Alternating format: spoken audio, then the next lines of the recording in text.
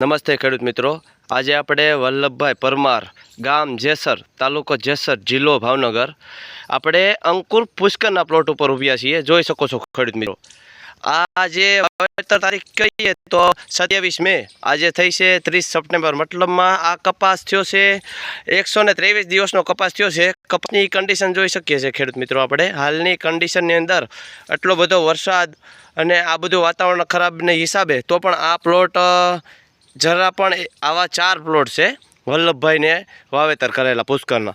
4 પ્લોટમાં એક number 4 plot છે. જોઈ શકો છો સિરીઝોમાં ઝીંડવા ટૂંકી ઘડીમાં. એક છોડની અંદર આપણે ગણેલા છે. આ છોડની અંદર છે 157 ઝીંડવા છે. જોઈ શકો છો ખેડૂત મિત્રો, એકદમ ટૂંકી ઘડીમાં ઝીંડવા જોઈ શકો છો. વલ્લભભાઈ, તમને આ કપાસ કેવો લાગ્યો? સારો કપાસ. એટલે તમને કઈ રીતે સારો લાગ્યો આમાં? સારો એટલે ટૂંકી ઘડીએ દવા ઓછી છાંટવાની, હા, અને રોગ કઈ આવે નહીં, છોડના વરસાદથી જાતો નથી. હા, મતલબમાં ખીલા મૂળ વાળી વેરાયટી હોવાથી છોડ જાતો નથી અને તમારે આમાં પાણી લાગતું નથી. પાણી નથી લાગતું. નકર દર વર્ષે આ વાડીમાં કપાસ આવો થતો કે ન થતો? હુકાઈ જતો.